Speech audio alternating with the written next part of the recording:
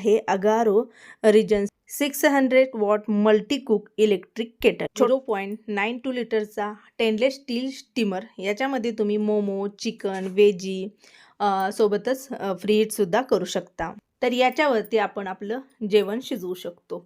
360 detachable base, super easy to lift आहे आणि ही आहे सगळ्यात मेन बॉडी।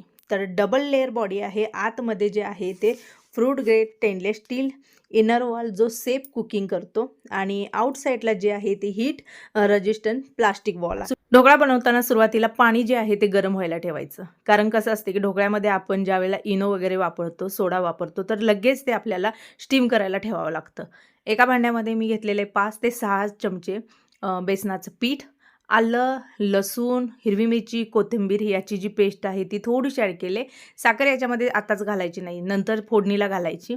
थोडंसं पाणी ॲड केलेलं आहे, चवीनुसार मीठ टाकलेलं आहे। बाकी या ढोकळ्यामध्ये तुम्हाला वाटलं तर तुम्ही दही घालू शकता, लिंबू पिळू शकता। शेवटला घालायचं आहे इनो। इनो घातल्या लगेचच ज्या भांड्यामध्ये आपण शिजवून घेणार आहे त्या भांड्याला तेल लावायचं आणि बस याच्यामध्ये ढोकळ्याचं बॅटर होत। कुठेही वेळ न लावता लगेचच आपल्याला हा ढोकळा शिजवून घ्यायचा आहे। 15 ते 20 मिनिटं फक्त मी याला शिजवून घेतलेला आहे। परफेक्ट ढोकळा जो आहे तो आपला तयार झालेला आहे।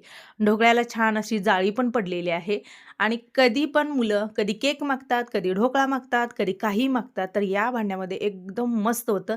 लगेच त्याच भांड्यामध्ये आम्ही म्हणले चला यासोबत चहा गरमागरम झाला तर सकाळचा नाश्ता जो आहे तो आपला पूर्ण होऊन जातो। आता शेवटला देत आहे फोडणी। ताईनो, या प्रोडक्टची लिंक जर तुम्हाला पाहिजे असेल डिस्क्रिप्शन बॉक्समध्ये मी खाली दिलेली आहे। या प्रोडक्टची आवडलेली मला एक गोष्ट ती म्हणजे अशी की समजा यातलं पाणी संपलं तर ते ऑटोमॅटिक बंद होतं। समजा आता तुम्ही ढोकळा करताय आणि खालचं पाणी संपलं तर ते आपोआप स्वतःहून बंद होतं। दुसरी गोष्ट, हे क्लिनिंगला खूप सोपं आहे। फक्त याची बाहेरची जी बॉडी आहे ना खालच्या साईडची, त्याला फक्त पाणी लागू द्यायचं नाही, बाकी आतल्या आत तुम्ही आरामात क्लीन करू शकता आणि एकाच वेळेला 2-3 पदार्थ तुम्ही बनवून खाऊ शकता।